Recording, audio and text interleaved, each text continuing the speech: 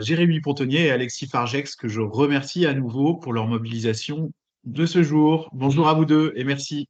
Bonjour. Bonjour. Juste un petit point pour Alexis Fargex et pour moi-même, compte tenu que ce webinaire est enregistré. Alors, je le fais à chaque fois, ne vous en formalisez pas, mais nos discussions aujourd'hui sont des discussions qui ont lieu le mardi 12 mars 2024. Je vous dis ça pourquoi? Parce que la réglementation, la législation peuvent changer et on est dans un pays où elles changent énormément. Les informations données à un instant T ne valent que pour l'instant T. Et les choses peuvent évoluer. Si on avait fait par exemple ce même webinar l'année passée, on n'aurait pas évoqué l'emploi direct de professionnels de santé par les CISA et on aurait parlé uniquement de groupements d'employeurs au sein des CISA. Donc c'est pour ça que nous tenons à préciser, Alexis et moi, qu'il s'agit d'un webinar là, qui se passe au début du mois de mars 2024 et pas à un autre moment s'il venait à circuler sur les excellents réseaux de l'exercice coordonné. Donc, nous nous retrouvons aujourd'hui pour aborder le salariat en maison de santé. Alors, il ne s'agit pas, comme Adrien l'indiquait, de faire un point exhaustif sur le droit social et le droit du travail au sein des maisons de santé. D'abord parce que ce webinaire ne recouvre absolument pas le format et que ça peut se traiter en plusieurs heures de cours tels qu'enseignés dans les universités. Donc là, il s'agit vraiment de répondre à vos préoccupations compte tenu des évolutions réglementaires de ces 12 derniers mois, on va dire. Voilà. Alexis, tu veux rajouter quelque chose en introduction? Non, bah alors ça déjà c'était important. Et puis effectivement, comme je le disais tout à l'heure, peut-être l'idée était de définir ensemble, ou en tout cas de recadrer ensemble ce que pouvait être le salarié en CISA, puisque là vous êtes actuellement une quarantaine derrière l'écran, mais vous avez certainement pas tous la même idée en tête au sujet du salarié en CISA.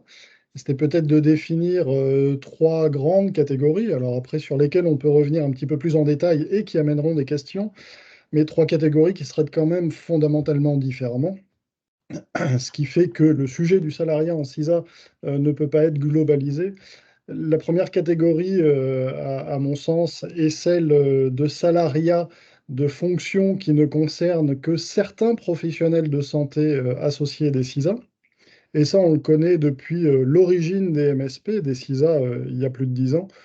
Avant même l'embauche de la fonction de coordination, il me semble qu'il y a eu des embauches de secrétaire médical, notamment dans les CISA.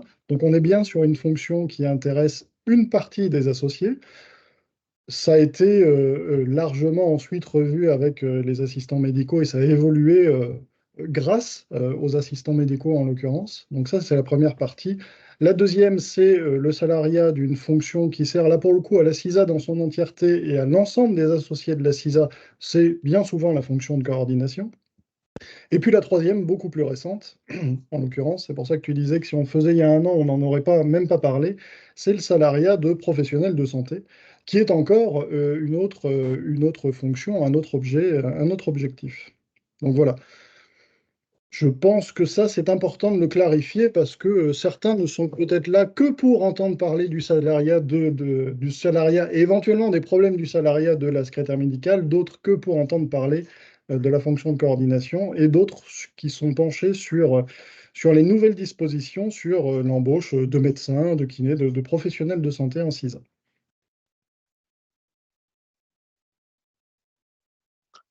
Absolument. Bon, alors, ce qu'on peut faire, c'est aller directement sur de l'interactivité et répondre aux questions, hein, parce que c'est le but de ce webinaire. Donc, voilà, c'est de pouvoir répondre à vos questions et en même temps, vous verrez, ça va compléter pour tout le monde des notions, enfin, en tout cas, on l'espère.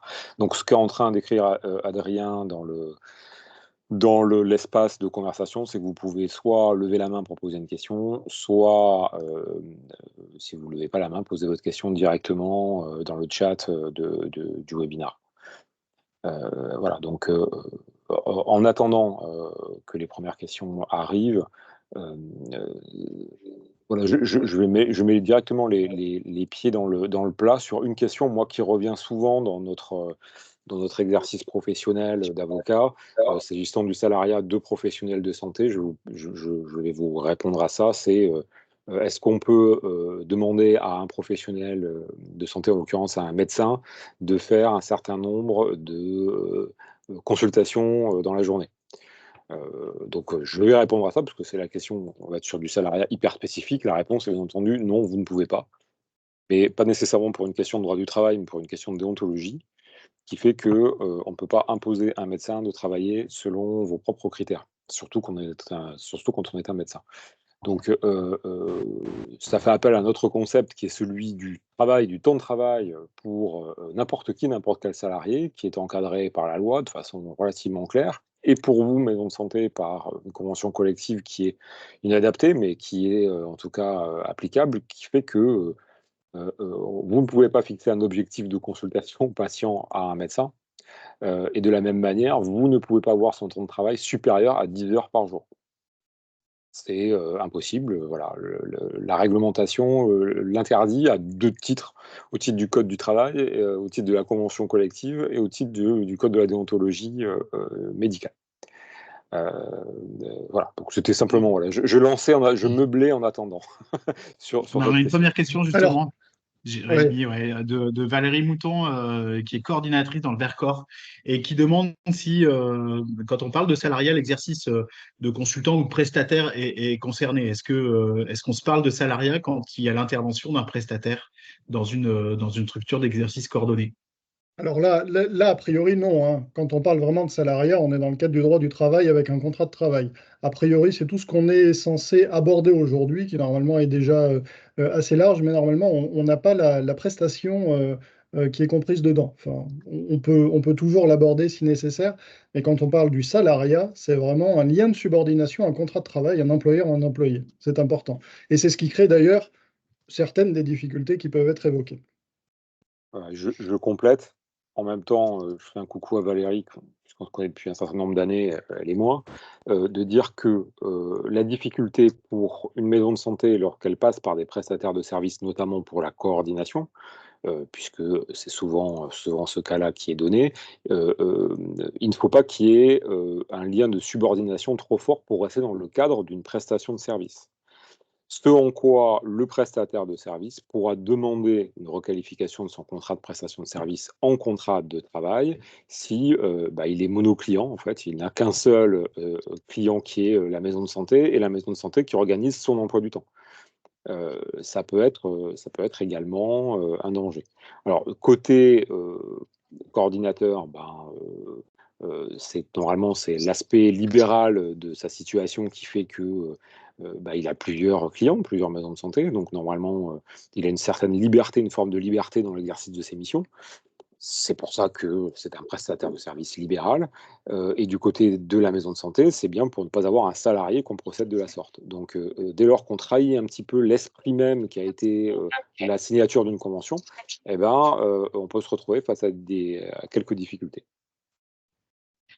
Merci Jérémy, merci Et Alexis. On a du coup, toujours dans le chat, on pardon. a Valérie, ouais. pardon. Ouais, du coup, j'ouvre tout. Moi, j'ai fermé ma caméra parce que sur le Vercors, je suis désolée, on n'a plus de touristes, Ah, mais pas de souci, les pas de bandes souci, passantes, Valérie. c'est le bazar. J'avais pas Mais voulu. du coup, en fait, Ok, je pas de posais problème, je pas t'en prie. trop. J'ai tout bien compris ce que vous disiez, j'avais même ça en tête. C'est juste parce que c'est plutôt au niveau de l'assurance maladie qu'arriverait la question, c'est qu'ils ne savent pas répondre à l'accompagnement de l'intervention de prestataires. Et c'est un problème parce que nous, on a des prestataires qui aimeraient bien travailler avec nous, des spécialistes notamment, mais que comme remplaçants. Bon, voilà. Après, je ne veux pas emboliser la séance qui effectivement tourne autour du salariat, mais je voulais juste préciser la raison pour laquelle je posais cette question. Oui, là, tu Merci parles pour. tu parles de la facturation des actes. Oui, Ah, tout ok. à fait. Ok. Oui, qui est Euh, effectivement un autre sujet. Pas Merci. totalement éclairci, mais un autre sujet. Ouais.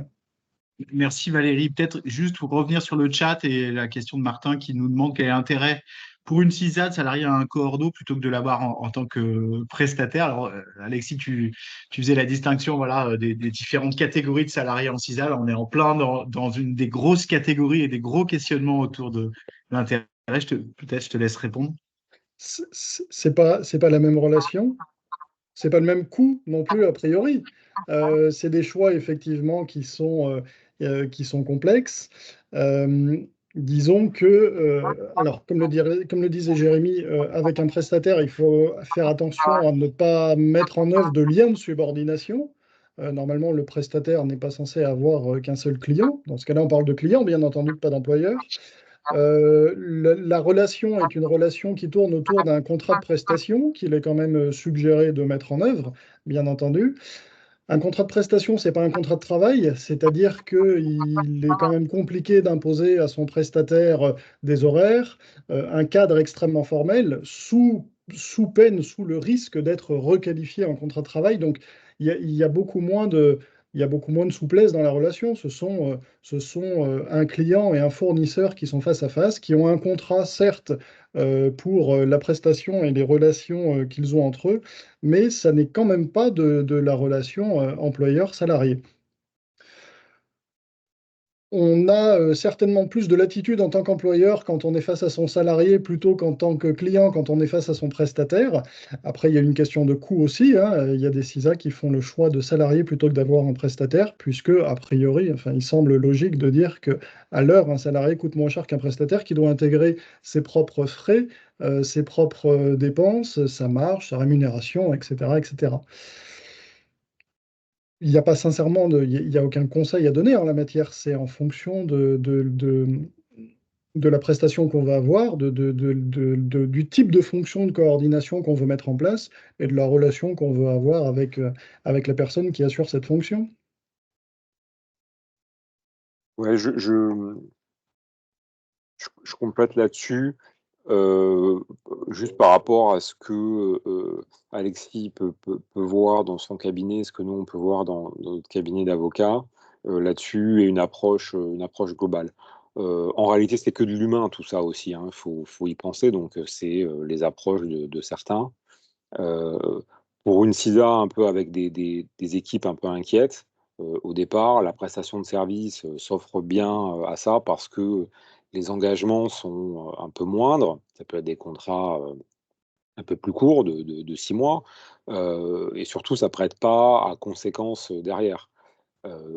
Du tout. Vous pouvez renouveler le contrat autant de fois que vous le souhaitez, alors qu'un contrat de travail, vous n'allez pas pouvoir enchaîner non plus ad vitam les CDD de 6 mois à un moment ou à un autre.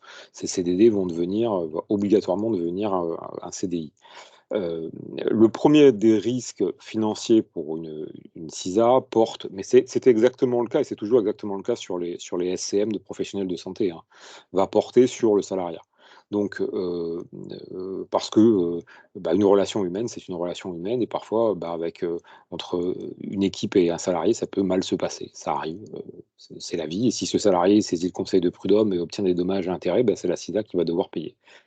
Dans le cadre d'une relation conventionnelle, avec un contrat de prestation de service qui est mis comme ça, le risque judiciaire est moindre. Voilà, donc pourquoi est-ce que certaines CISA privilégient la prestation de service plutôt que le salariat? C'est pour s'épargner ce risque-là. Et puis vous avez des CISA qui existent depuis longtemps, qui ont salarié tout de suite leur coordo, et ça fait 7-8 ans, et tout se passe merveilleusement bien aussi. Donc, en fait, il n'y a pas de règle, c'est vraiment une question de sensibilité et de feeling. Donc, que ce soit les équipes d'Alexis ou Maître de Rouville ou moi qui sommes connectés, on peut vous donner conseil là-dessus, ne serait-ce qu'au fil des discussions qu'on peut avoir ensemble par rapport à nos expériences respectives et au feeling qu'on va avoir sur votre façon d'aborder les choses. Mais c'est vraiment à traiter au cas par cas, vraiment.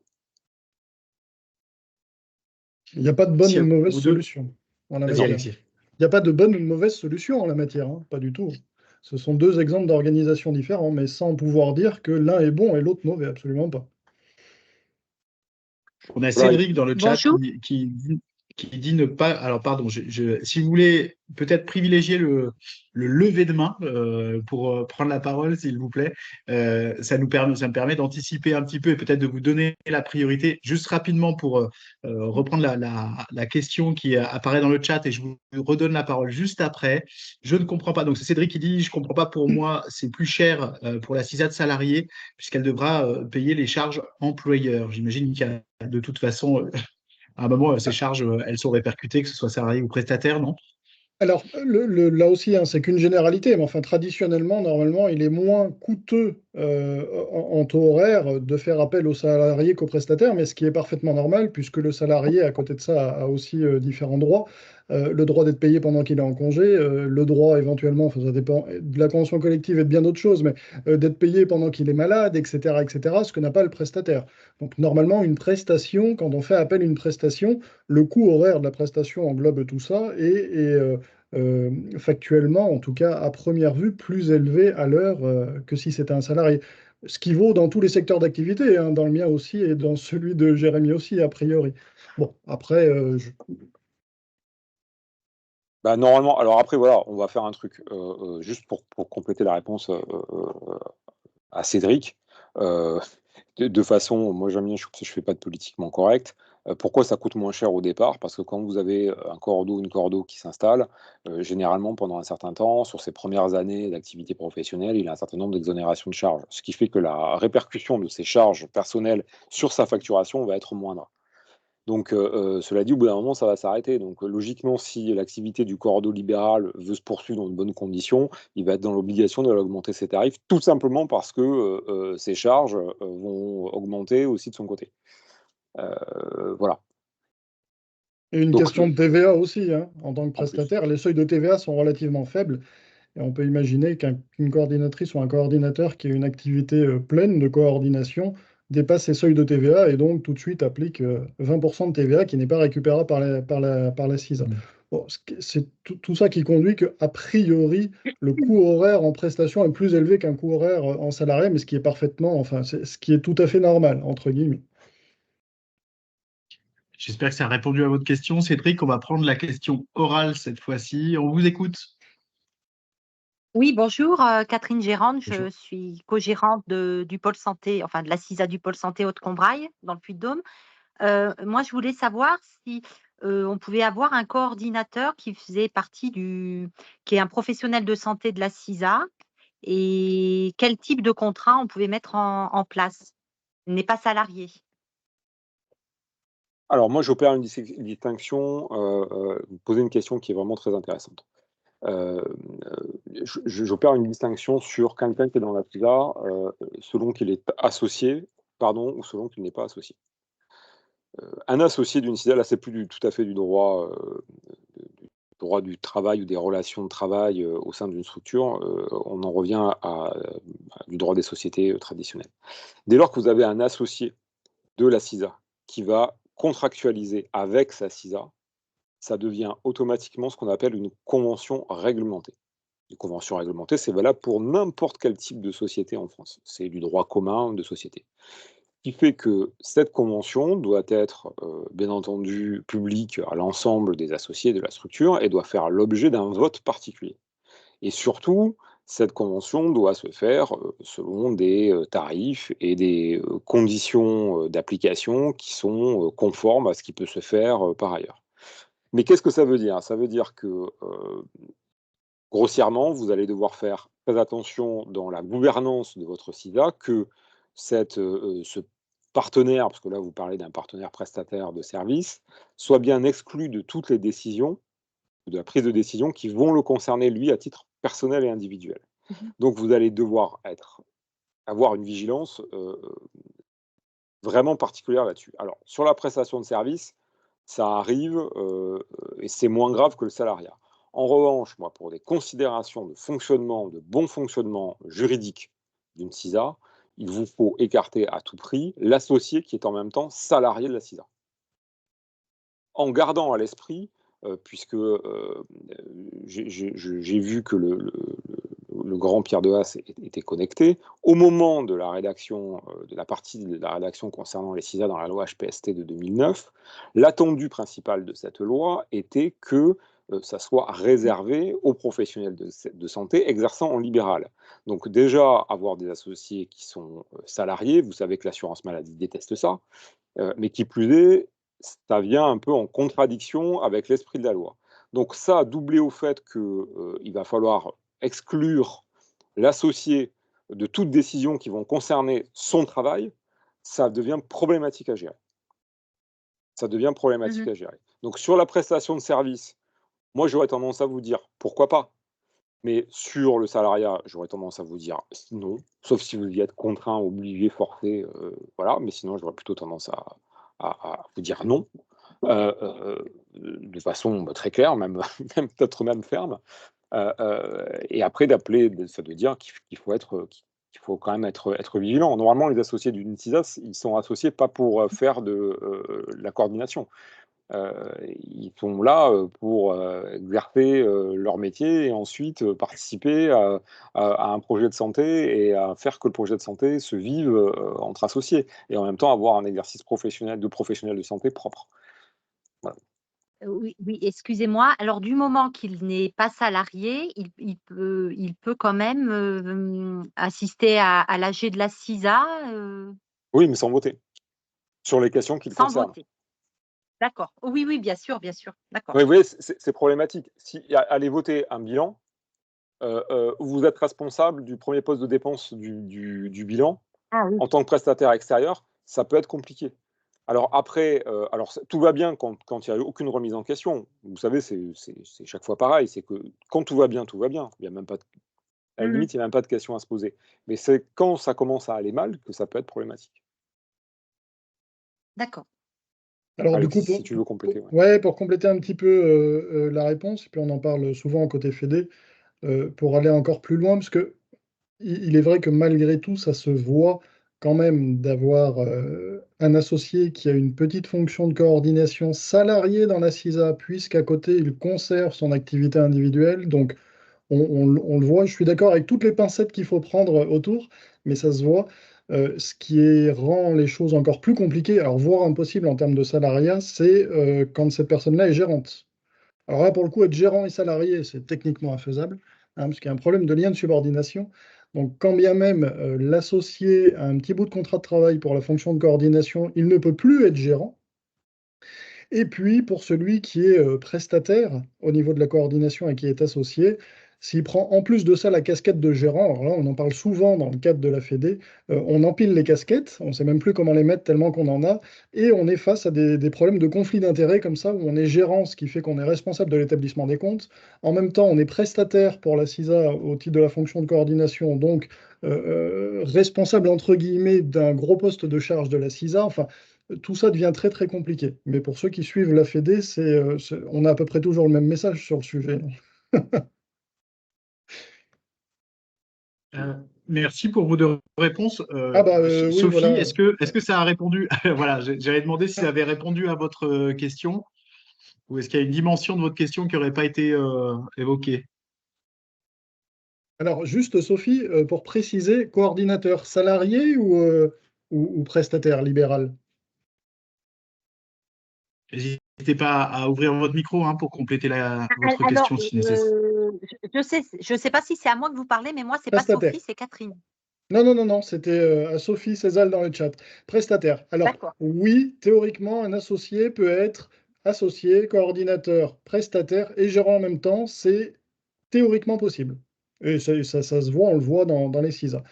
Avec la difficulté, c'est ce qu'on vient de dire tous les deux avec Jérémy, c'est qu'on empile les casquettes, on est jugé parti, on fait et on contrôle, on décide et on fait valider. Enfin, ça reste compliqué. Souvent, au bout d'un certain temps, ceux qui empilent ces casquettes-là, notamment de gérant et de coordinateur, c'est pas la fonction d'associé qui pose souci ici, souvent reviennent sur une des deux fonctions en disant c'est trop lourd. C'est trop lourd pour plein de raisons, et y compris pour celle de la charge mentale qui fait qu'on est un petit peu responsable de tout, du sol au plafond dans la CISA, et laisse une des deux casquettes, parce que finalement, ce sont deux rôles différents.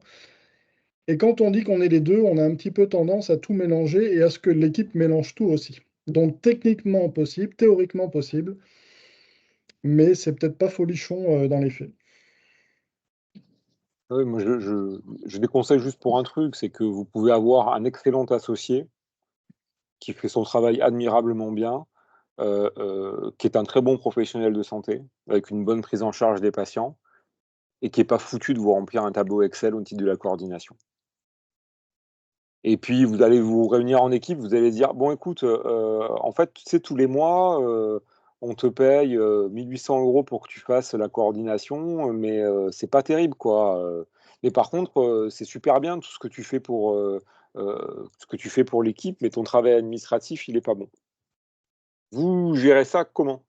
Parce que c'est le problème, hein, concrètement, vous gérez ça comment après? Vous allez le débarquer de son poste de coordination. En même temps, il était associé et potentiellement associé gérant, donc en fait, vous allez faire une révocation de gérance, c'est le terme juridique. Une révocation de gérance, c'est toujours compliqué. Et puis, si l'on vient à contester, il va contester quoi? Il va contester le fait qu'en même temps, vous le viriez de son poste de coordinateur, que vous le révoquez comme gérant, et puis tant qu'à faire, vous lui faites un retrait forcé, donc vous l'excluez de la CISA. Ça peut être mortifère dans le fonctionnement. C'est le sens du message d'Alexis sur des situations que nous pouvons vivre à son titre, lui, d'expert comptable et nous en tant qu'avocat. Donc généralement, Alexis, quand ça commence à mal aller et qu'on ne l'écoute pas nécessairement, et nous, quand ça arrive, on arrive au bout du bout et que c'est la catastrophe. Mais c'est pour ça, voilà, on est assez réticents, nous, en tant qu'intervenants auprès des MSP là-dessus. Et c'est un des sujets également de la Fédé, hein, parce que ce n'est pas des sujets tranchés. Et parfois, en plus, on a parfaitement conscience qu'il n'y a pas le choix, quoi, parce que tout tourne autour de une, deux personnes qui sont pivots de l'équipe et de la MSP et seuls en capacité à prendre des responsabilités. Et pourtant, il faut travailler encore pour essayer de trouver des solutions qui soient meilleures que celles-là, même si sur le papier, elles restent possibles.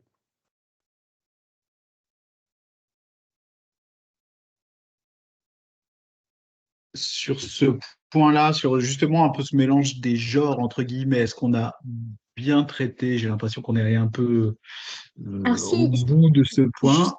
juste Oui, Adrien, vas-y, il y a une. Alors je sais pas si vous avez répondu un peu en filigrane déjà, mais il y a une question sur est-ce qu'on peut être salarié pour deux postes différents dans une même MSP? Parce qu'on voit souvent, donc là l'exemple qui est donné, c'est coordinateur assistant médical. On voit souvent des assistantes médicales coordinatrices. Et du coup, voilà, sur souvent on nous demande est-ce qu'il y a Ah oui. plusieurs contrats de travail, est-ce que comment ça peut se passer dans ces cas-là? Bah, dès lors qu'il y a les compétences, c'est possible. Voilà, là, oui, c'est possible. Il faut faire attention au contrat de travail, par contre, hein, vraiment faire attention au contrat de travail et c'est un peu pareil que la question d'avant, c'est, comment on peut gérer les choses en cas de problème? C'est-à-dire une personne qui occupe 2 postes de salarié au sein d'une même, entreprise, si ça ne va pas sur un poste, comment on fait? On la vire que sur un poste? Ouais, ce à quoi il faut veiller, effectivement, c'est le sens de ce que tu dis, Jérémy, c'est le sens de la question aussi. Il faut faire attention que sur les deux postes, il y ait les mêmes employeurs, entre guillemets. C'est ça la difficulté. Euh, J'avais commencé par les trois catégories de salariat, et là on est dedans. L'assistant médical comme la secrétaire médicale est a priori la salariée des médecins, semble-t-il. Le coordinateur, la coordinatrice est le salarié de l'équipe, de la CISA. D'ailleurs, pour l'assistant médical, hein, il y a la mise en œuvre de groupements d'employeurs, justement pour limiter au sein du gros groupe qu'est la CISA, un sous-groupe d'employeurs, par exemple les médecins, qui auraient le lien de subordination avec l'assistante ou l'assistant médical. Et c'est là, du coup, toute la difficulté, c'est-à-dire qu'on a une personne qui, là aussi, a deux casquettes, mais pas facile à porter. Une le matin sur une fonction, avec pour employeur les gérants de la CISA, que peuvent être le kiné, l'infirmier, etc., etc. Et puis l'après-midi, une autre casquette avec pour employeur les seuls médecins, qui d'ailleurs ne sont peut-être pas gérants de la CISA, donc ils viennent à donner des directives en tant qu'employeur, alors même qu'ils ne sont pas gérants de la CISA, mais ils le sont au titre du groupement d'employeurs. Si tout ça est parfaitement cadré, c'est-à-dire si le métier A s'arrête à telle heure, juste avant que le métier B ne prenne le relais, et que les directives du métier A ne sont données que par les personnes qui sont capables, qui ont le pouvoir de donner les directives, et que les directives du métier B ne sont données que par les personnes qui peuvent le faire, qui sont d'autres personnes, si tout ça est parfaitement huilé, se retrouve sur un planning, se retrouve dans le contrat de travail, se retrouve de partout, à ce moment-là, ça roule comme sur des roulettes. Et puis, si ce n'est pas le cas, comme c'est rarement le cas, on est bien d'accord, là, il y a une confusion des genres, une confusion des styles, et quand il y a un souci, ça se termine pas très bien. Parce que le salarié dit Oui, mais moi, sur mon autre casquette, j'ai reçu une directive de telle personne, mais qui n'est pas gérant de la CISA, donc c'est pas mon employeur. Comment est-ce que c'est possible, etc., etc. Voilà. C'est toujours la difficulté d'empiler les casquettes. Empiler les casquettes, ça reste quelque chose de possible, mais il faut être vachement carré dans son organisation pour être capable de déterminer à un instant T quelle casquette on a sur la tête, quelle casquette est orientée devant. Voilà. Et c'est ça qui, dans les faits, est très complexe à tenir. Que personne ne tient, objectivement. Merci Alexis, on sent, enfin on a envie de dire comme Pierre de Haas, on sent le vécu Non, dans non, non, pas du l'ironie tout. de la description de la situation. Je relais la question de Jonas, du coup pour changer un petit peu de sujet, on passe sur le salariat des professionnels de santé. Mise en œuvre de la rémunération. Alors, est-ce que les subventions changent ou restent les mêmes? J'avoue pas trop comprendre la question. Est-ce qu'on parle de la subvention ACI? Parce que pour le salariat de professionnel de santé, on est de toute façon sur la tarification à l'acte. Donc voilà, donc Oui. est-ce que du coup, ça va modifier l'ACI Alors, d'avoir un professionnel de santé salarié? alors, est-ce que ça pourrait pas dans le sens où un médecin salarié peut être désigné médecin traitant dans le cadre de la liberté du choix de médecin traitant et que du coup ça a un impact sur le montant de l'ACI versé par la CPM? Enfin, je ne sais pas si c'est ça le sens de la question. Jonas, Oui, bon, n'hésitez pas à prendre la Il me parole ouais, semble, pour. hein. Il ouais, me ouais, semble. Ah, bon, ouais, c'est ça en fait le sens de la question, c'est de savoir si du coup, qu'il y a une modification du statut, est-ce que du coup, il y a une modification des apports de subventions en fait, derrière. Alors, on a peu de recul là-dessus, ça reste embryonnaire, oui, zéro recul même, ça reste embryonnaire. L'idée étant de dire qu'un professionnel de santé qui est salarié d'une CISA, la ressource principale de la CISA pour financer son poste, c'est les actes qu'il cote et que la CISA encaisse de la part de la CPM. C'est ça l'idée, hein. L'équilibre financier doit se trouver entre les recettes des consultations encaissées par la CISA versus le coût salarié, puisqu'il y a un contrat de travail avec un bulletin de paye en fin de mois, du professionnel de santé. Par contre, me semble-t-il, en tout cas c'est ce dont j'entends parler dans certaines équipes qui tentent de faire un prévisionnel de coûts et de revenus à peu près équilibré, c'est que dans le cas d'un médecin salarié, enfin médecin qui est désigné médecin traitant, pardon, je vais y arriver, à ce moment-là, on aurait une prise en compte de cette patientèle médecin traitant dans la détermination des ACI, au même titre que la patientèle médecin traitant d'un associé. Mais je ne suis pas sûr, enfin, je ne sais pas s'il y en a certains qui sont plus avancés sur le sujet et qui pourraient confirmer ou pas ça. J'ai absolument aucun retour là-dessus pour le moment. Mais vraiment, vraiment aucun. Je Ouais. pense qu'on va avoir les premiers résultats peut-être d'ici à la fin du premier semestre et encore, j'ai envie de dire. Donc, et puis, quand vous dépassez d'une caisse à une autre, en franchissant les frontières imaginaires d'un département à un autre, c'est pas la même réponse qui vous est apportée en plus. Je pense que l'assurance maladie patauge aussi un peu.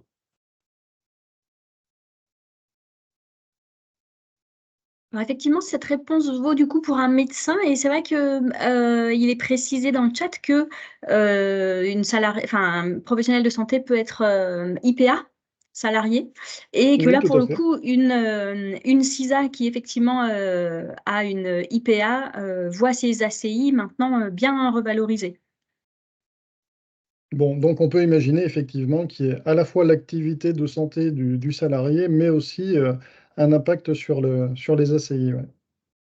Oui, et merci au docteur de Haas de nous faire penser qu'on peut salarier autre chose que des médecins dans une CISA. Oui, oui, non, Parce que mais c'était les questions qui reviennent tellement. Avec Alexis, on est, je pense, maintenant complètement formaté et omnibulé par la question du salariat des médecins. Et on oublie que, oui, oui, et Pierre a raison sur les IPA, c'est une plus-value, y compris en termes d'ACI. C'est une réalité, absolument, tout à fait. sur le reste, sur le salariat des professionnels de santé, la théorie aujourd'hui, c'est que, et d'une, les statuts doivent le prévoir. Alors, vous savez hein, certainement que la loi évolue régulièrement et qu'il faut faire coller ces statuts peu à peu. Mais en tout cas, récemment, au moment de l'ordonnance qui concerne ça, la loi va évoluer en disant bah, il faut prévoir dans les statuts le fait de pouvoir salarier des professionnels de santé. Donc ça, c'est un premier point, ça commence par là. La deuxième chose étant de dire que dans ce cas-là, en cas de salariat d'un professionnel de santé, la CISA doit s'inscrire à l'ordre représenté par le professionnel de santé et que s'il n'y a pas d'ordre, doit demander un agrément préalable à l'ARS. Autre chose, mais on n'y est pas encore tout à fait, mais sait-on jamais, d'ici une dizaine d'années, il doit y avoir plus de professionnels de santé libéraux associés d'une CISA que de professionnels de santé salariés de la même CISA. Ok, donc on voit loin, hein, on voit le jour où les CISA auront plus de salariés que d'associés. Qu'est-ce qu'on a noté d'autre? Les actes des professionnels de santé salariés qui sont soumis au même tarif que les actes des professionnels libéraux.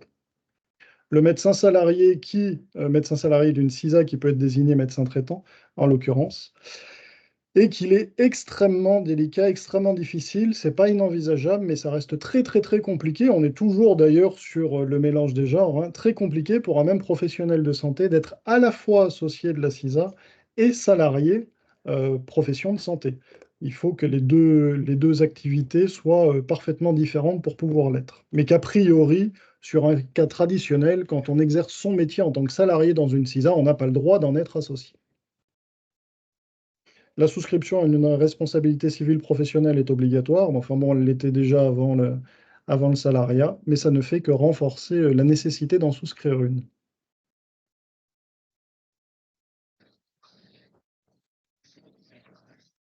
Non. La rémunération, juste un mot sur la rémunération des professionnels de santé. Il faut que vous vous référiez à la convention collective, donc qui va prévoir un certain nombre de modalités de calcul. Dites-vous que selon les derniers avenants négociés, pour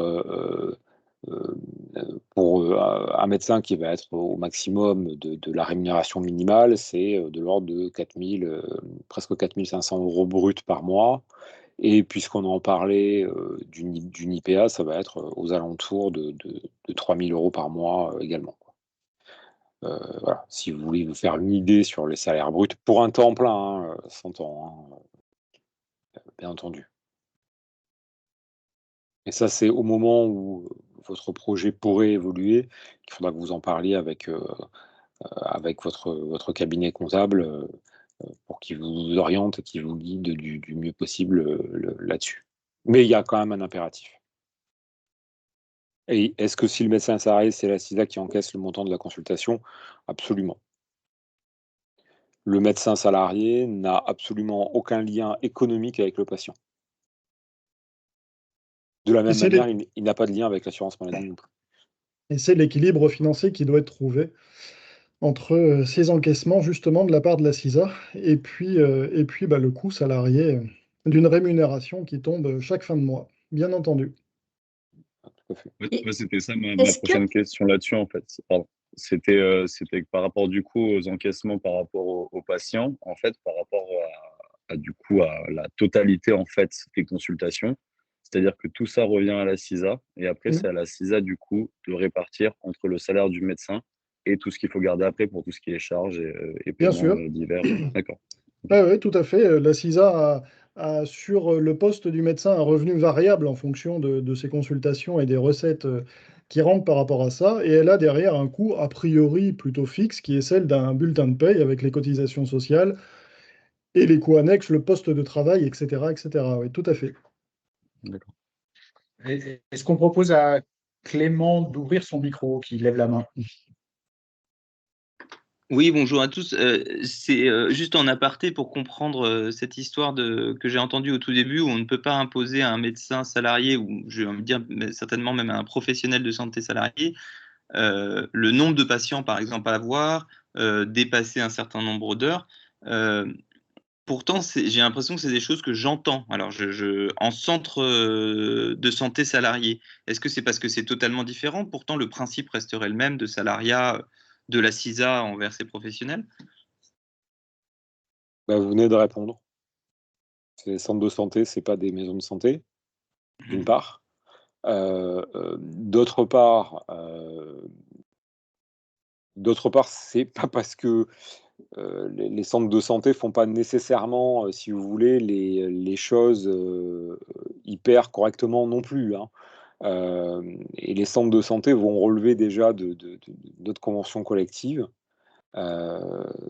Donc c'est aussi particulier, mais je puis vous assurer, pour être en lien avec les ordres de médecins, que ça soit dans un centre de santé, que ça soit dans un dispensaire, que ce soit en clinique privée, lucrative, non lucrative ou en maison de santé, qu'à aucun moment un médecin peut imposer à un autre médecin de travailler à la chaîne, d'avoir un nombre de patients à voir sur une journée, tout simplement parce que ça voudrait dire qu'on modifie la possibilité qu'il a d'exercer son art selon son propre sentiment et ses propres règles.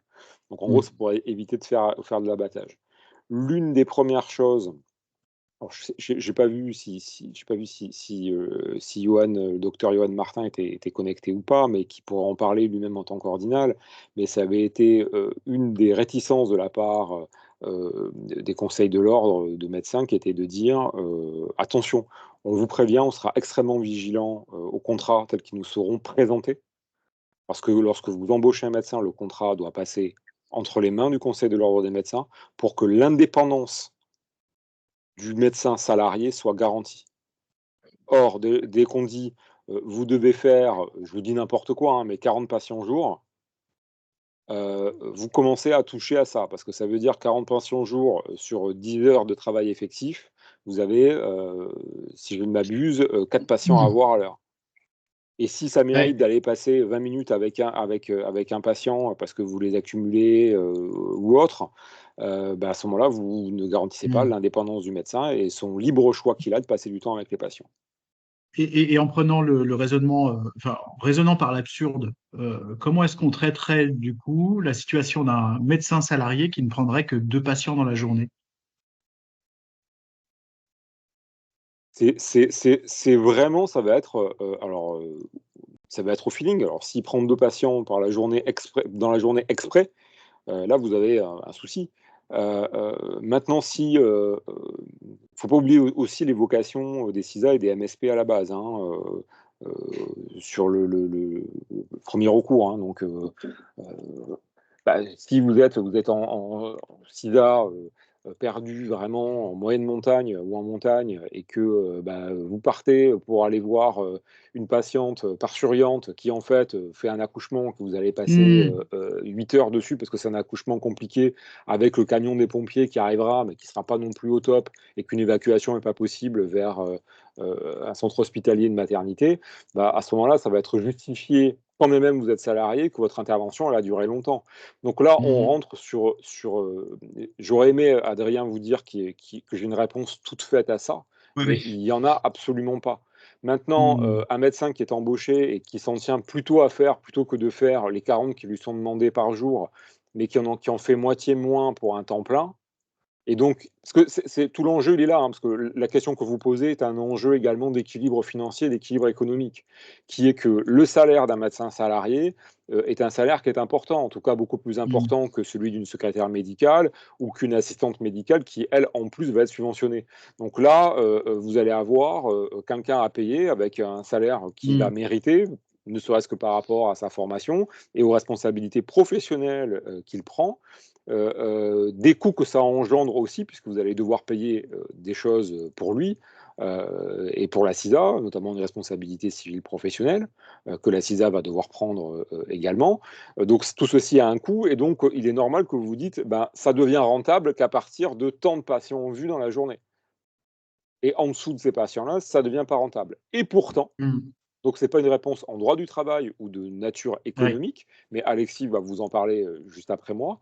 Mais là, on passe sur une problématique de santé publique et une problématique de déontologie médicale et de déontologie de l'exercice professionnel. Et celui-là, il est beaucoup, beaucoup, beaucoup plus délicat. Alors, on a une préconisation du côté de Vienne, c'est le licenciement. Là-bas, ça va vite. Mais sur quel motif, c'est ça? Non, c'était juste pour répondre au clin d'œil, parce que ceci dit, Dans le fond, ça veut juste dire qu'on rentre dans une relation de travail avec un employeur et un salarié, avec une notion d'objectif, ou en tout cas de réalisable au regard de la fonction du métier, etc., etc. Alors, ça ne veut pas dire que si l'équilibre financier est à 40 consultations par jour, ça ne veut pas dire que faire 38 est un motif de licenciement, on est bien d'accord. Mais ça veut dire que peut-être, si les 40 consultations sont réalisables dans la journée, celui qui en ferait que 10 poserait une certaine difficulté. Donc on est dans la relation employeur-salarié avec effectivement des objectifs, des attendus, des normes, entre guillemets, et puis après avec des motifs de rupture de contrat de travail, dont le licenciement qui est à l'initiative de l'employeur, pour faute, pour insuffisance de résultats, pour ce que vous voulez. Et pour Oui, répondre à une autre question d'Olivier, alors oui, qui est très difficilement compatible avec ce que tu disais, Jérémy, hein, d'un point de vue déontologique, ça on est d'accord, il y a deux mondes qui s'affrontent là-dedans. Et pour répondre à une question d'Olivier juste avant, qui gère les cotisations URSSAF, etc., c'est la CISA, c'est un bulletin de paye comme la fonction de coordination, il y a un bulletin de paye fin de mois, avec un brut, un net, cotisation patronale et salariale. à la CARMF, tout ça. Hmm. Voilà, Oui, mais je la connaîtrais. insuffisance de résultats pour un exercice professionnel Ah, médical oui. ou paramédical, c'est la jurisprudence de la Cour de cassation, de la Chambre sociale de la Cour de cassation, vont que dans un seul sens, hein. C'est en faveur des professionnels de santé. Non, non, mais c'est un C'est-à-dire que sujet voilà, très même compliqué. pour une infirmière en établissement de soins privés, en clinique, si vous voulez, vous la licenciez pas parce qu'elle n'a pas, elle a pas fait assez de piqûres dans la journée, quoi, Hmm. hein. Ça passe pas, hein. Ok. On a un certain nombre de questions, alors écrites et orales. Je crois que Valérie lève la main. On peut commencer par là. Valérie, Ouais, si tu veux. merci. Jérémy ou Alexis, tu as évoqué la nécessité de l'inscription au Conseil de l'Ordre. Est-ce que cette inscription au Conseil de l'Ordre peut se faire avant que les statuts ne soient mis à jour, ou il faut présenter les statuts actualisés pour pouvoir le Non, faire? non. Ouais, normalement, l'ordre est celui-ci, c'est que on a modifié les statuts pour prévoir le salariat. Alors, c'est pas spécifiquement le salariat, hein. La modification statutaire qui allait avec ça, mais elle est ancienne, celle-là. Qu'est-ce qu'elle disait? Ah, c'est d'origine même. Ouais, ouais, ouais. À chaque statut, les statuts doivent être déposés. Alors là, c'est pire, si tu permets, Alexis, pour répondre à Valérie, c'est-à-dire Oui, que, c'est vrai. outre le fait de déposer le contrat, ça va dépendre beaucoup des conseils départementaux de l'ordre, hein. Hmm. Il y en a qui sont souples, d'autres qui ne le sont pas. Certains, voilà, sont. Alors, je vais prendre extrait des conseils départementaux de l'ordre qui ne sont pas en Auvergne-Rhône-Alpes, mais ailleurs. Si vous vous trouvez à Toulouse, vous avez intérêt à modifier les statuts avant d'embaucher un professionnel de santé. Si ce n'est pas fait comme ça, automatiquement, vous vous faites retoquer, véritablement. Donc, moi, j'aurais tendance à vous dire, Maître Doroville et moi, on aurait tendance à vous dire, faites-le avant, ou en tout cas concomitamment. Ah, et puis pour plein de raisons, de toute façon, il faut que ce soit fait dans ce sens-là. La modification statutaire, c'est une décision d'AG, d'associé. En imaginant qu'elle ne passe pas, l'embauche derrière n'est pas possible. Donc, oui, dans l'ordre, forcément, des statuts à jour, puis une embauche et une inscription au tableau de l'ordre. Ouais. Ok, merci. Et vous pouvez très bien avoir l'ordre qui refuse. Alors, il faudra en plus, dites-vous une chose, hein, que ce soit pour. On va parler des deux cas de figure les plus fréquents en MSP, aujourd'hui qui se posent, c'est-à-dire infirmière et médecin. Il faut en plus que vous veillez à ce qu'il y ait bien une inscription à l'ordre du salarié. Voilà, c'est primordial. Sinon, ils peuvent carrément rayer, hein, ce qui est catastrophique, hein. Et parfois, vous avez des ordres qui sont caractériels. Donc, Alors, justement, pour rebondir sur les obligations, il y a une question autour de l'obligation de garde sur la permanence des soins. Est-ce qu'un MG salarié a des obligations pour les gardes? Et puis sur une autre catégorie de salariés, il y avait aussi une question au-dessus sur l'existence ou pas d'un salaire minimum pour une coordo de CISA. Peut-être sur la première question pour continuer sur le sujet du MG et des obligations alors, d'abord, et ensuite peut-être sur la coordo. Est-ce qu'on peut imposer des gardes aux médecins salariés d'une CISA? La réponse, elle est oui, si ça a bien été écrit dans le contrat de travail.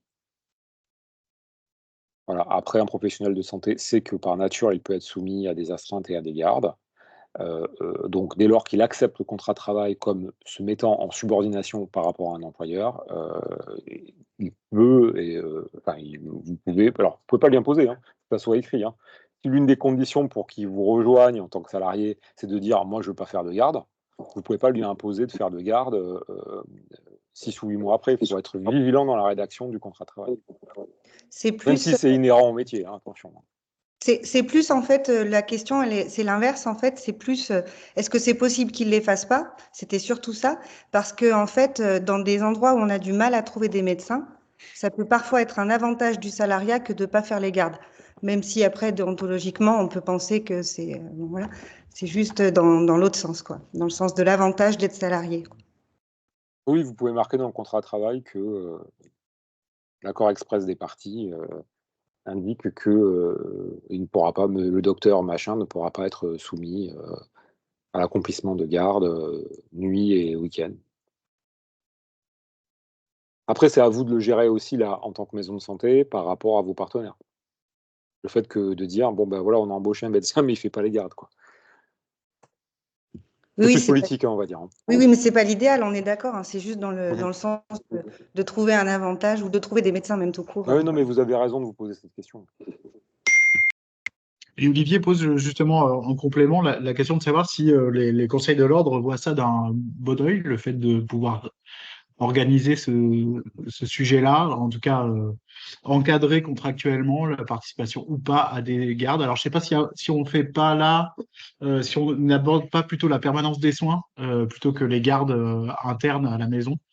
Euh, Bah, ça va dépendre de où vous êtes, en fait. Réellement, hein, je vais être totalement franc, honnête avec vous, hein, vous êtes dans le Cantal ou en Lozère, le conseil départemental de l'ordre des médecins va prendre ça avec une vision plutôt positive et encourageante. Parce que sur des départements qui sont soit déjà des déserts médicaux, soit sur une désertification médicale très avancée, ils vont avoir tendance à être fermer les yeux, y compris sur des dispositions qui pourraient pas être ubuesques si vous vous retrouviez à Lyon. Voilà, donc ça va vraiment dépendre de l'endroit où vous êtes. Alors, faut pas mettre des freins non plus, hein, c'est avoir une application rigoriste des textes réglementaires existants. Merci. On a Clément Clément qui lève la main. Oui, pardon. Oui, alors c'est un cas particulier auquel on n'est pas confronté, mais qui pourrait l'être dans l'avenir. On est en création de CISA sur la Savoie, entre la Biole. Et sur le territoire de la Biole, il n'y a plus de médecins probablement dans les prochains mois. Donc c'est deux villages qui sont séparés de quelques kilomètres. Et sur Aix-les-Bains, qui est encore à quelques kilomètres au-delà, il y a un centre de santé donc avec des salariés. Et hier, j'ai rencontré la mairie qui me parlait d'un projet, éventuellement d'une antenne de ce centre de salariés sur la commune de la Biole, donc la commune de la maison de santé et donc de la CISA. Donc, ce n'est pas du salariat que la CISA ferait, mais ce serait un médecin salarié d'un centre de santé. Comment finalement ça a vocation à interagir avec une MSP, quoi. Parce que c'est ce que je réfléchissais en direct quand j'apprenais cette prospection, on va dire, de la collectivité territoriale. C'est qu'a priori, ce centre de santé n'aura pas le même système d'information, etc., etc. Donc, est-ce que vous avez des exemples de médecins salariés d'un centre de santé qui intégreraient une MSP et donc potentiellement une CISA? En De tant la Savoie, je qu'associé, laisse Alexis répondre. en tant Ouais, on va dire associé, on va pas parler de gérance. On va parler non, à d'associé. mon sens, non. Je pense même pas que ce soit possible. Il me C'est ce que je me semble pas, dis. hein. Alors, dans l'absolu, je rappelle juste les fondements du code de la santé publique. Lorsqu'il parle d'associé de CISA, ils disent les professionnels de santé ne s'occupent pas du statut social du professionnel de santé. Néanmoins, un médecin qui est salarié d'un centre de santé, même si on travaille nous assez peu au cabinet avec les centres de santé, normalement dans le contrat de travail initial du salarié, donc dans le centre de santé, à la limite, peu importe qu'il soit médecin, mais il a une exclusivité de service. Donc, il ne va pas pouvoir aller être associé lui-même individuellement au sein d'une MSP. Et en tout cas, le centre de santé ne pourra jamais rien avoir à faire avec la MSP, sauf conventionnellement, c'est-à-dire à passer un accord de partenariat ou de je ne sais pas quoi. Mais normalement, comme vient de le dire Alexis, il n'a pas grand-chose à faire ou à voir avec la MSP, ce médecin qui viendrait à côté de vous. Hein. Et je ne pense pas qu'il puisse solutionner la contrainte, la difficulté sur certaines MSP d'avoir 2 médecins au sein de ses associés. À mon sens, non. Donc ça, c'est le rêve du groupe Ramsay, mais ça n'a rien à voir, avec nous, quoi. Voilà.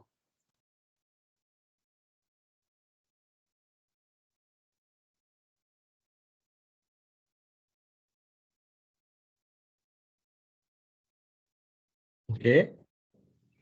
Est-ce qu'on a d'autres questions, d'autres réactions sur peut-être une manière de vous aider à réfléchir? C'est peut-être de vous caler sur les 3 catégories qu'évoquait Alexis au début. Hein. Si vous avez des questions sur plutôt la partie fonction support, secrétariat médical, assistant médical, ou alors des questions plutôt autour du salariat des coordos, ou encore sur la 3e catégorie, des questions sur le salariat des pros de santé.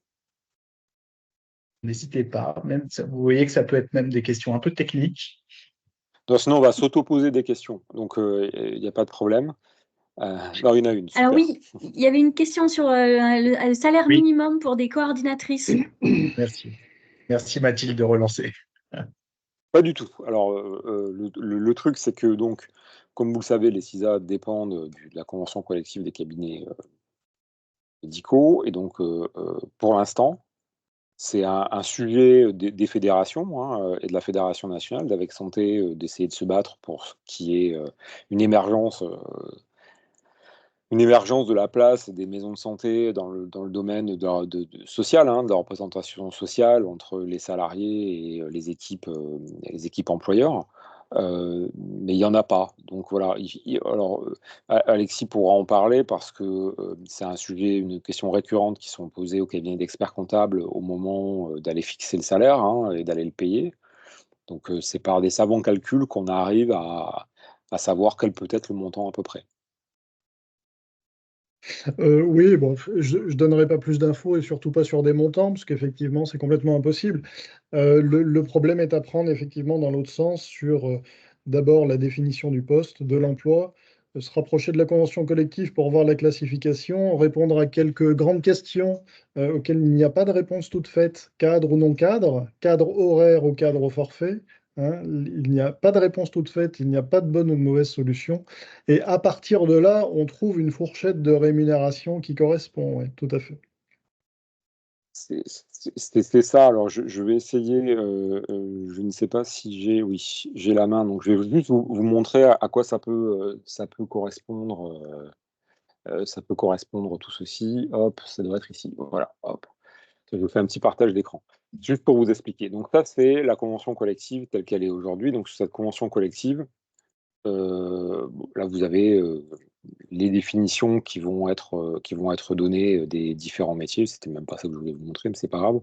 Ça, c'est des emplois repères. Donc, vous noterez que sur les emplois repères, bien entendu, ce qui va correspondre au travail de coordination n'est pas identifié comme un emploi repère. Donc, pour ce faire, ce qui va se passer, c'est qu'on arrive sur ce magnifique tableau.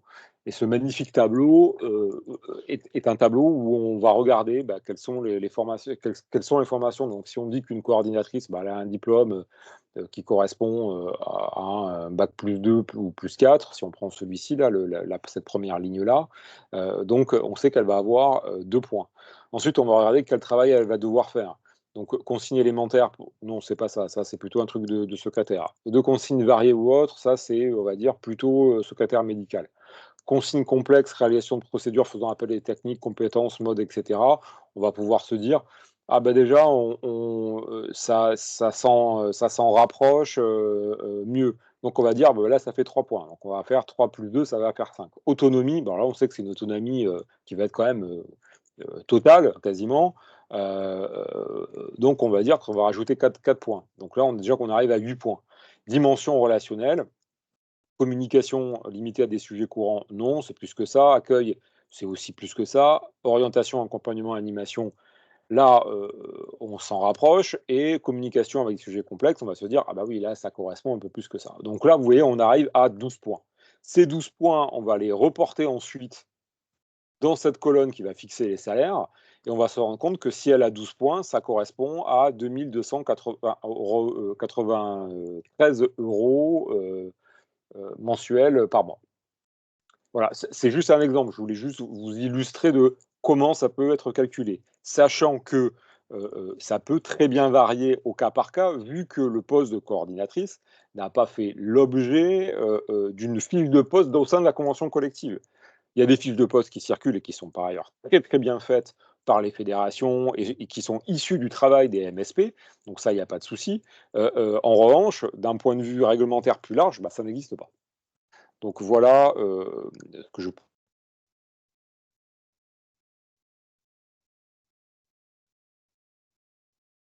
On a perdu Alexis. On a perdu Oui. Jérémy. Bon, il va se Du coup, on reconnecter. a perdu Jérémy, effectivement. Alors, il y a une question de la bonne jurante. Oui, Oui. moi je reviens sur la rémunération du coordinateur. Est-ce qu'on est obligé de verser la totalité de ce qu'on reçoit de l'ARS pour la coordination? Alors, pardon, on vous a rentré Jérémy dans la salle, j'ai pas tout entendu. Pardon, l'ARS verse donc tous les ans une somme pour la coordination. Est-ce qu'on est obligé de verser la totalité au coordinateur ou comment? Alors, non, il n'y a pas de lien direct. Alors, l'ARS, c'est pas tous les ans, vous parlez du fonds FIR qui est au démarrage?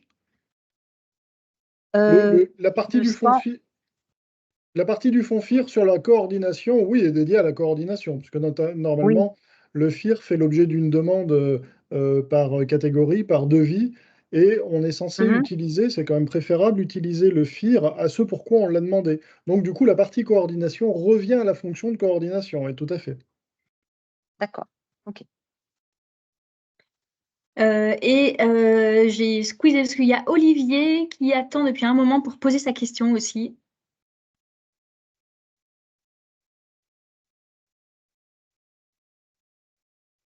Et du coup, il a dû abandonner, désespoir de cause.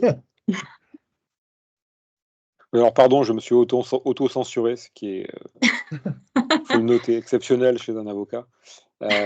Pour un avocat, c'est quand même pas banal. Ah ouais, c'est dingue.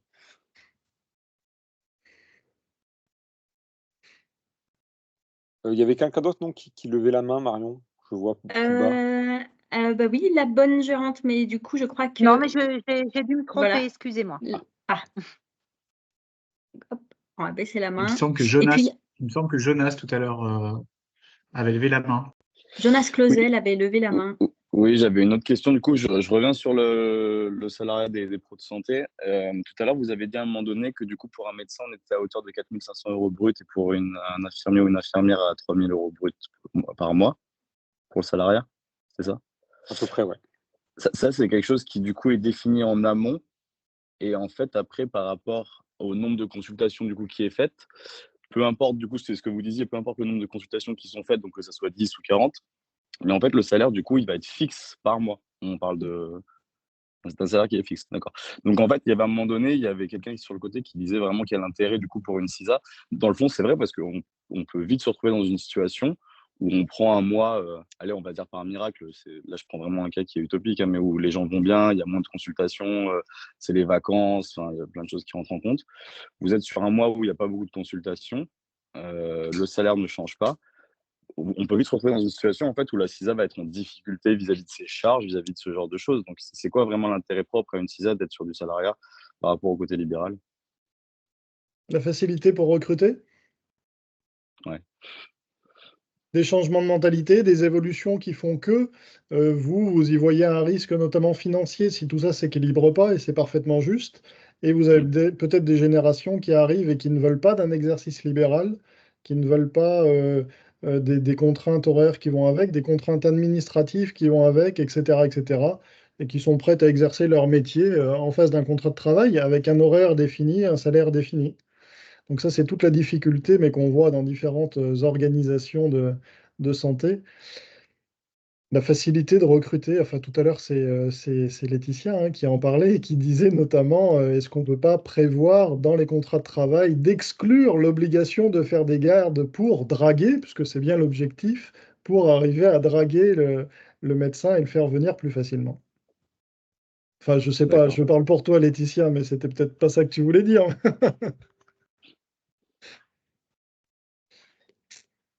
Je répondais en même temps là. Je répondais en même temps.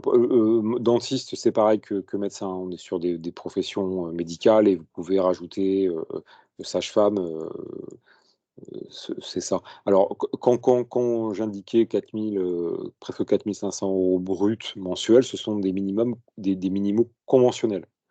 C'est la convention collective qui fixe ça. Ça peut être au-dessus. Voilà, il n'y a pas de.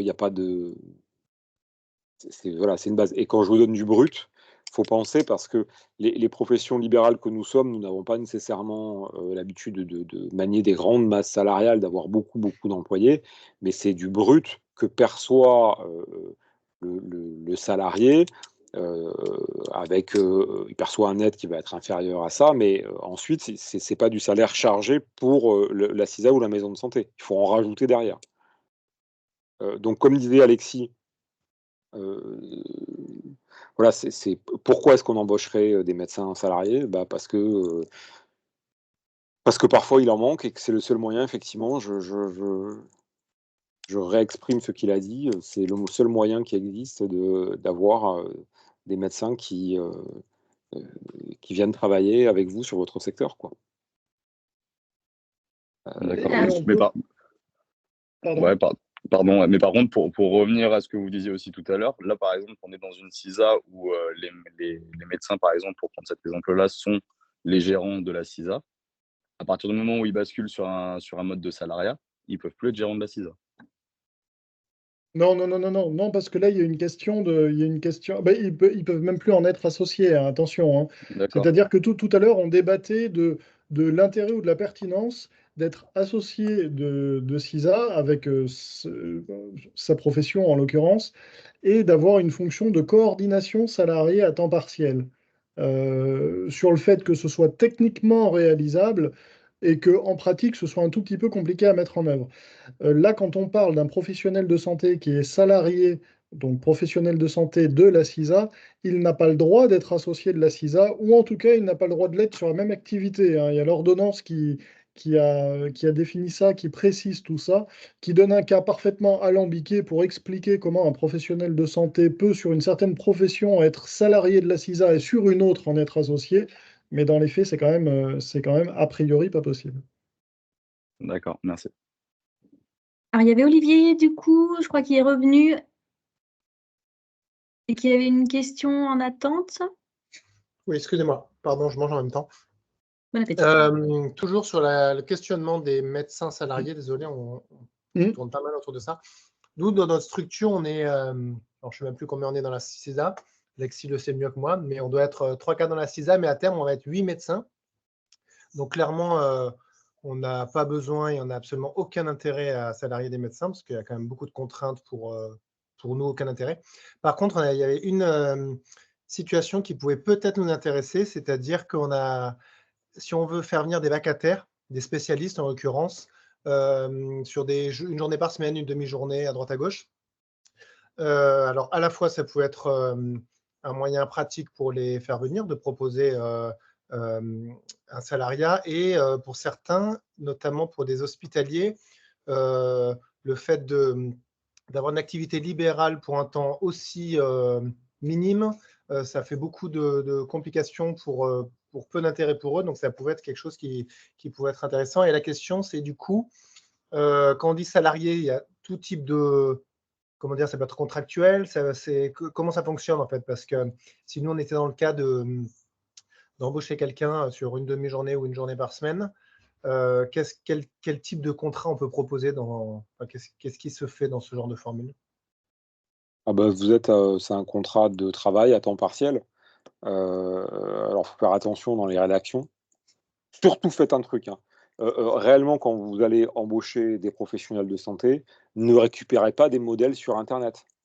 Vous faites viser votre contrat, ad minima par votre cabinet d'experts comptables.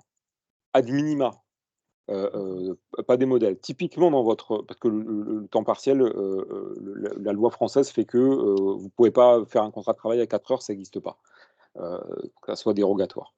Donc, pour le spécifier dans le contrat de travail, pourquoi c'est un contrat de travail qui va être de très très brève durée. Donc, c'est un contrat de travail, tout simplement, hein, à l'essentiel. Après, c'est calculer aussi quelle plus-value vous avez. Alors, pour vos patients, c'est sûr qu'il doit y avoir une plus-value de récupérer un confrère spécialiste qui va venir une demi-journée par semaine ou passer 2 jours par mois dans la maison de santé. Pour vous, en existe-t-il vraiment un? Ça, c'est vraiment une question de sensibilité. Mais il y a le seul moyen existant, si vous décidez de passer par le salariat, c'est le contrat de travail. Sinon, après, c'est qu'ils viennent de temps en temps faire des vacations, on va dire, dans votre maison de santé. Dans ces cas-là, ils restent libéral et ils vous reversent. C'est comme de la collaboration libérale, si vous voulez, une forme de collaboration libérale. En tout cas, sur les tenants économiques, ça sera un peu de cette façon-là. Même si je pense qu'il faudrait le détourner un petit peu d'un point de vue juridique pour que vous récupériez les honoraires qu'il perçoit. Mais dans ces cas-là, c'est avec sa CPS dans le lecteur, sa CPS à lui, dans le lecteur de carte vitale qui sera branché, quoi, et pas la CPS, et pas la CPS de la CISA qui sera branchée dans le lecteur. Donc vraiment, c'est à vous de voir, quoi, là-dessus. Mais sinon, ça sera un contrat de travail. D'accord. Alors, on a une question. Pardon, Alexis. Oui, non. Alors, il y a plusieurs questions en une de la part de Sophie Cézanne. Je vais attaquer avec la partie groupement d'employeurs, juste pour la préciser ou éventuellement l'évacuer parce que elle n'a pas forcément de lien avec le reste, la question de la responsabilité, hein, qui est employeur, est-ce que c'est le gérant, est-ce que c'est tous les associés. Le groupement d'employeurs, l'idée du groupement d'employeurs est de dire la CISA va salarier une personne qui ne va pas servir à l'intégralité de ses associés. Donc, je crée un groupement d'employeurs. Je dis que la CISA, alors je vais tenter de vulgariser, je dis que la CISA est groupe employeur pour constituer encore une fois à l'intérieur du groupe CISA, qui comporte peut-être 20 associés, un sous-groupe employeur de 3, 4 ou 5 personnes qui sont directement intéressées par le ou la salarié qui est embauché. Ce groupement d'employeurs, cette notion de groupement d'employeurs et que le fait qu'une CISA puisse se constituer en groupement d'employeurs, c'est apparu avec la question des assistants médicaux. Ok. L'assistant médical, et d'ailleurs il est bien précisé dans toutes les notes explicatives à ce sujet, que l'assistant médical peut être embauché en direct par le médecin et que ça ne pose pas la moindre difficulté, mais que il se peut que parfois l'assistant médical soit embauché dans une structure commune entre plusieurs médecins. On trouve des assistants médicaux en SCM de médecins, auquel cas les employeurs sont les médecins et la SCM ne concerne que les médecins. Là non plus, ça ne pose pas une grande difficulté. Mais quand on n'a pas de SCM de médecins, ou alors quand on a plusieurs cabinets médicaux qui n'ont pas de SCM commune entre eux, l'idée était de se dire on va trouver une structure qui va nous permettre de porter l'assistante ou l'assistant médical pour toutes ces personnes-là. Et quand on remonte la chaîne, hein, on part du médecin en lui-même, on passe par les SCM, etc. Et puis quand on remonte la chaîne, on voit que la structure la plus commune à toutes ces personnes, c'est la CISA. Et on se dit, bah, c'est parfait, on va aller mettre l'assistant médical dans la CISA. Et là se posent d'autres questions qui sont que la CISA est une société civile composée de plein d'associés, pluripro en l'occurrence, puisque c'est sa raison d'être. Et que embaucher un assistant médical dans une CISA, c'est faire porter le risque employeur sur les gérants de la CISA, puisque pour commencer à répondre à une partie de la question, ce sont les gérants, les employeurs, hein, normalement c'est eux a priori qui signent le contrat de travail, donc c'est faire porter le risque employeur sur tous les gérants de la CISA c'est-à-dire le ou la kiné qui n'a rien à voir avec l'assistant médical, l'infirmier ou l'infirmière qui n'a rien à voir avec l'assistant médical, etc., etc. Et c'est aussi éventuellement faire porter le risque financier, puisque la CISA est une société civile où tous les associés sont solidaires des dettes, c'est faire porter le risque financier de l'emploi de l'assistant médical sur tous ceux qui ne sont pas concernés par l'assistant médical. Bien. Puisque tout ça est un frein à l'embauche des assistants médicaux dans les CISA, bien entendu, hein, souvent l'équipe hors médecin avait tendance à dire nous, on ne veut pas prendre tous ces risques, il est hors de question de porter l'embauche dans notre CISA. Les textes de loi ont évolué en disant la CISA va pouvoir se constituer en groupement d'employeurs, c'est-à-dire que, alors sous réserve de pas mal de déclarations, hein, ça se déclare à la direction du travail, etc., mais ça c'est du formalisme. C'est-à-dire de dire, au sein de la CISA, on va prendre uniquement les médecins, alors je parle des médecins puisque je parle des assistants médicaux, on va prendre uniquement les médecins qui vont donc créer un sous-groupe entre eux d'employeurs, c'est ce qui s'appelle un groupement d'employeurs, et qui va définir que ce sont les médecins, quand bien même ils ne sont pas forcément gérants de la CISA, qui vont récupérer le lien de subordination, qui vont récupérer l'échange salarié-employeur avec le salarié. Ça va permettre de leur donner cette prérogative qu'ils n'ont pas forcément dans la CISA s'ils ne sont pas gérants, et ça va permettre d'enlever la prérogative aux autres gérants de la CISA qui n'ont rien à voir avec l'assistant médical.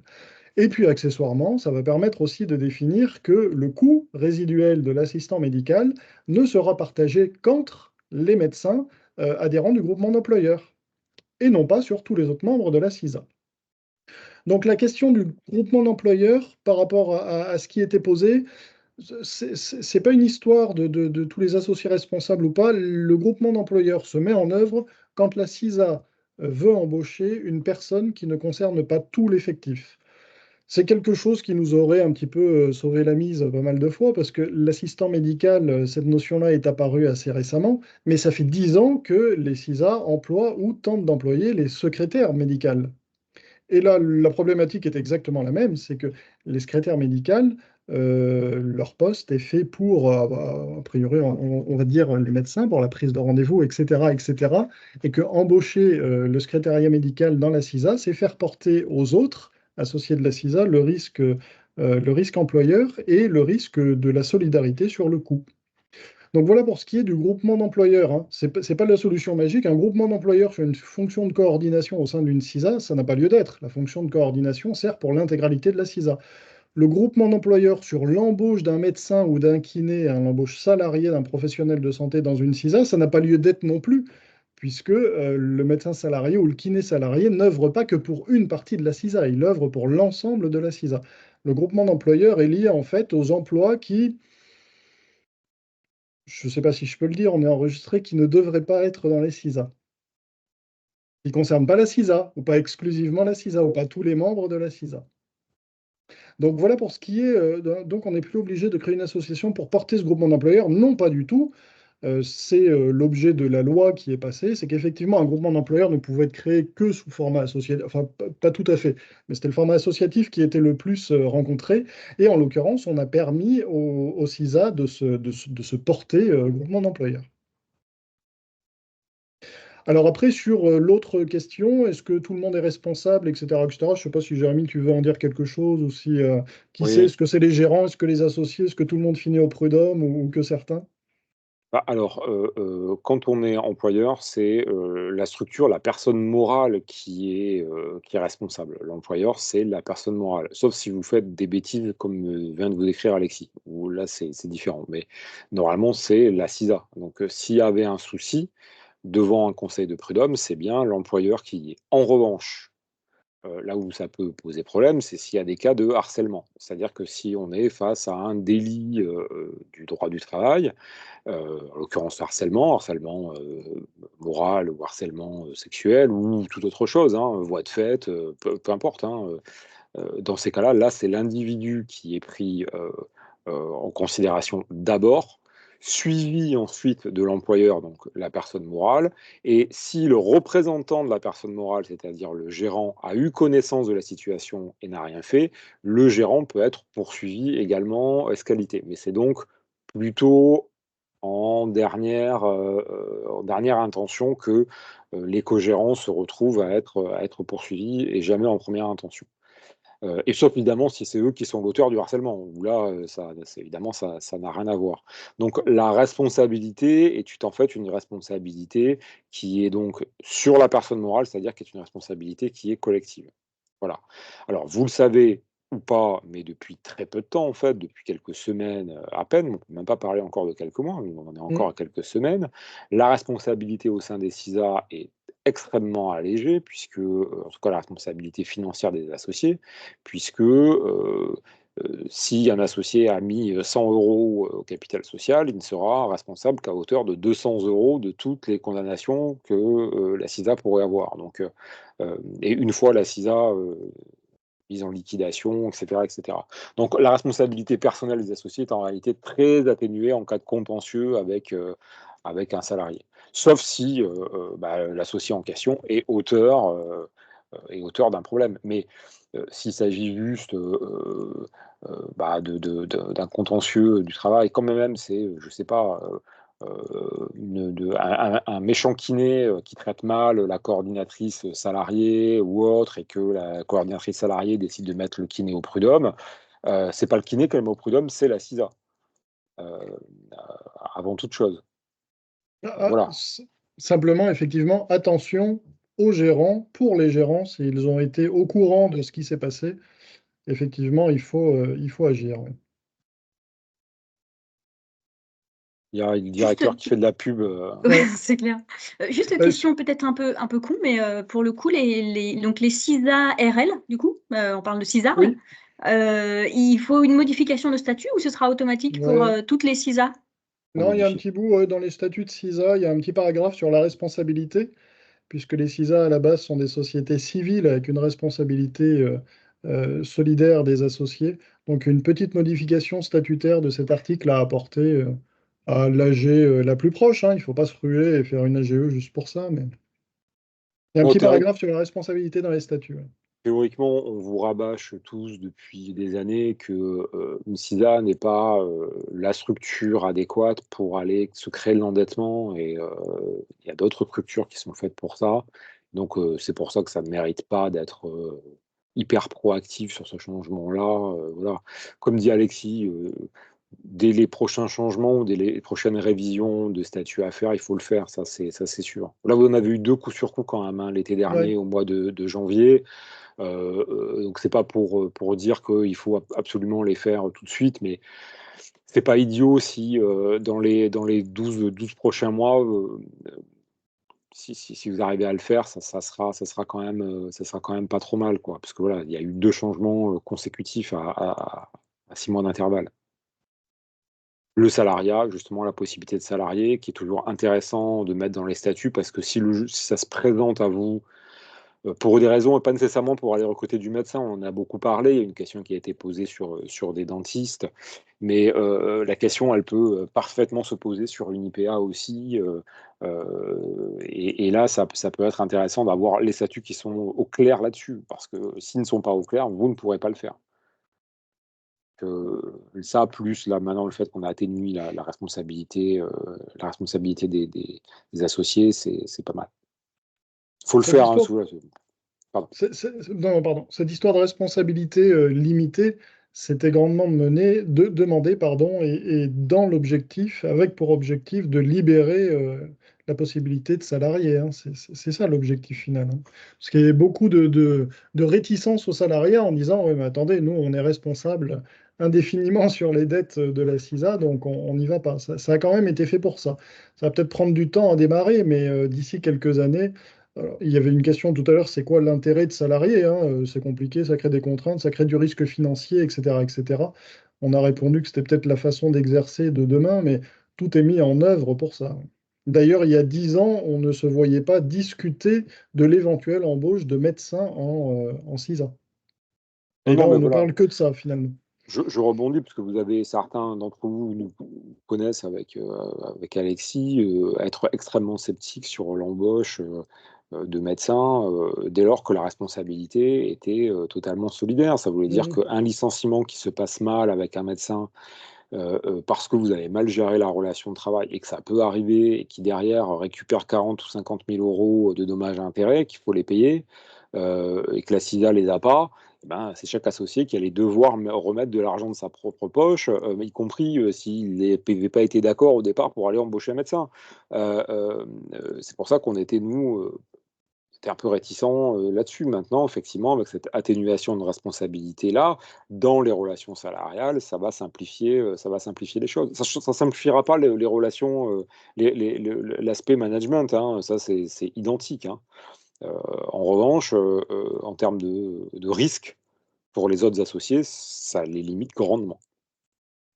Vraiment grandement.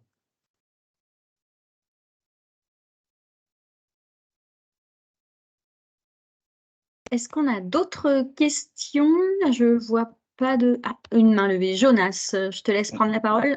Ouais, je vous embête une dernière fois. Prenons un exemple sur une CISA où tout le monde est associé au sein de la CISA, où chaque personne, en tout cas, de la CISA est soit gérant, soit associé, et on passe sur du salariat complet.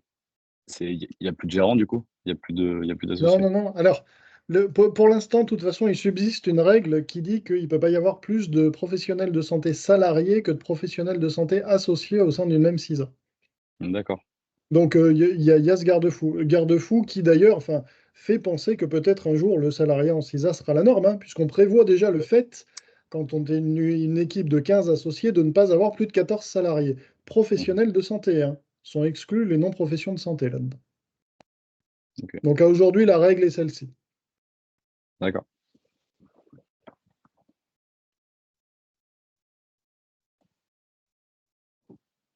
Alors, si la CISA a des fonds, elle devra tout de même assumer même la responsabilité limitée. Ah oui, alors, de toute façon, tu l'as bien dit, hein, Jérémy. Très bonne question. Non, mais je complète pour Laetitia. Admettons, on part sur ce cas de figure atroce, parce que ça veut dire qu'humainement parlant, il y aura eu quand même des choses pas terribles qui se seront passées. Vous vous retrouvez au conseil de prud'homme, vous êtes condamné au conseil de prud'homme, vous faites appel, vous êtes condamné par la cour d'appel. Donc, il y a vraiment une dette qui existe et qui va au-delà de la dette, puisque c'est une condamnation judiciaire de laquelle vous ne pouvez pas échapper.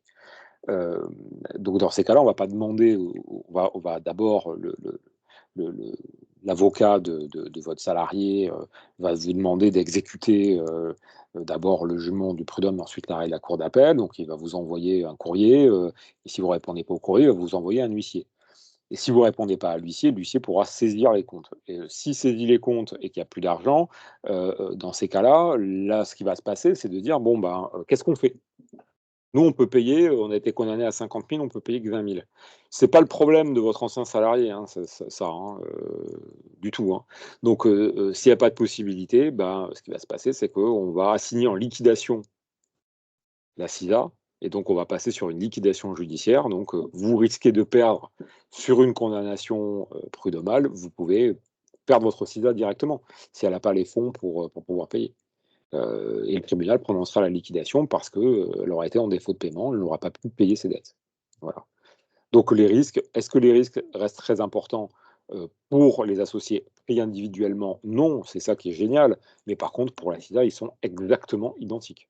C'est-à-dire qu'en cas de forte condamnation, et s'il n'y a pas la trésorerie suffisante, ça signifie la fin de la CISA.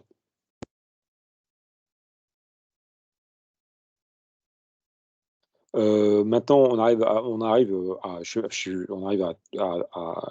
14 ans de recul sur les CISA. Nos premières interventions avec Alexis dépassent les 10 ans aussi maintenant. Je pense que ça doit être le cas pour lui, comme c'est le cas pour nous au cabinet. On n'a pas un seul exemple de CISA qui a été mise en liquidation judiciaire après condamnation. Pas un seul. Non, pas un. Et nous, on en est à près de 200 équipes qu'on a assistées partout en France, et ça n'est jamais arrivé. Des CISA qui disparaissent, ça arrive. Hein, voilà. Et c'est plus généralement parce que les associés ne s'entendent plus entre eux, mais ce n'est pas pour des considérations financières. Oui, et celles qui disparaissent, c'est pas pour des problèmes financiers, puisqu'il y a une restitution des fonds restants à la CPAM. Enfin, c'est pas une question financière, c'est une question de fin du projet, on va dire. C'est ça. Exactement.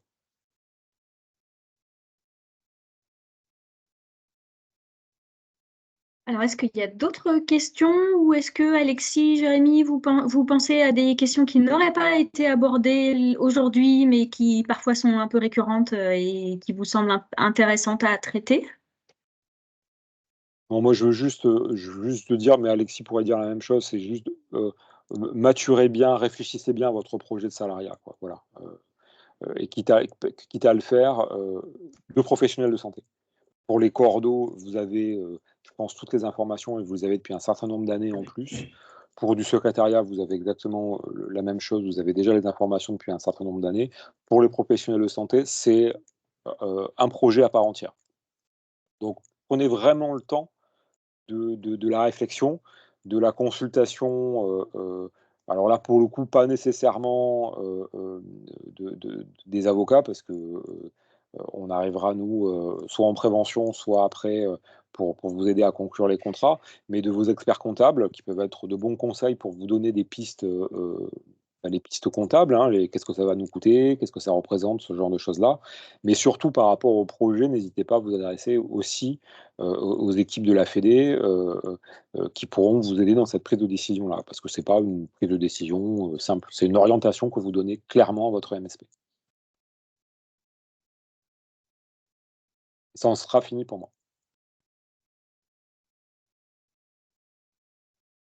Alexis, pareil. Non, rien de plus à ajouter. Tout a été dit, bien conclu. Merci à tous les deux, c'était très intéressant, hein, très riche d'enseignements. Merci beaucoup. Merci Valérie. Merci. Eh bien, écoutez, du coup, c'est le moment de clôturer ce webinaire. Merci beaucoup à tous les deux, effectivement. Merci à Adrien qui a dû nous quitter pour une autre réunion. Et puis, merci à tous. J'espère effectivement que ça a pu répondre à vos questions. Si ça en a suscité d'autres, n'hésitez pas, hein, on reste disponible, nous, coordinatrices, pour répondre à vos questions ou les transmettre à nos intervenants. Et puis donc, effectivement, l'enregistrement, on va voir comment vous le faire passer, mais n'hésitez pas à nous le réclamer si jamais vous ne l'avez pas. On va voir comment vous le transférez. Merci beaucoup. Parfait, merci à vous. Au revoir, bonne journée. Bon après-midi. Au revoir. Au revoir.